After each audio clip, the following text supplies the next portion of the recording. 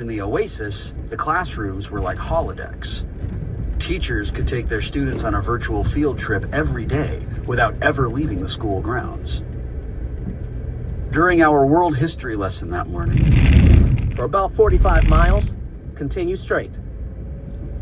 Mr. Ivanovich loaded up a standalone simulation so that our class could witness the discovery of King Tut's tomb by archaeologists in Egypt in AD 1922. The day before, we'd visited the same spot in 1334 BC and had seen Tutankhamun's empire in all its glory. In my next class, biology, we traveled through a human heart and watched it pumping from the inside, just like in that old movie Fantastic Voyage. In art class, we toured the Louvre while all of our avatars wore silly berets. In my astronomy class, we visited each of Jupiter's moons. We stood on the volcanic surface of Io while our teacher explained how the moon had originally formed. As our teacher spoke to us, Jupiter loomed behind her, filling half the sky, its great red spot churning slowly just over her left shoulder. Then she snapped her fingers and we were standing on Europa, discussing the possibility of extraterrestrial life beneath the moon's icy crust.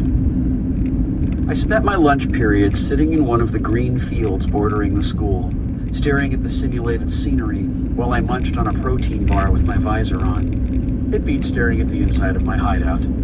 I was a senior, so I was allowed to go off-world during lunch if I wanted to, but I didn't have that kind of spare dough to blow.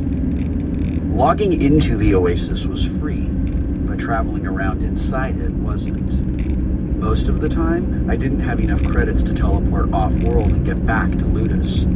When the last bell rang each day, the students who had things to do in the real world would log out of the Oasis and vanish. Everyone else would head off-world. A lot of kids own their own interplanetary vehicles. School parking lots all over Ludus were filled with UFOs, TIE fighters, old NASA space shuttles, Vipers from Battlestar Galactica, and other spacecraft designs lifted from every sci-fi movie and TV show you can think of. Every afternoon I would stand on the school's front lawn and watch with envy as these ships filled the sky, zooming off to explore the simulation's endless possibilities.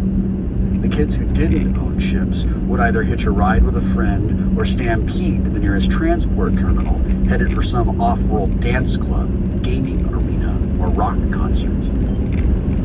But not me.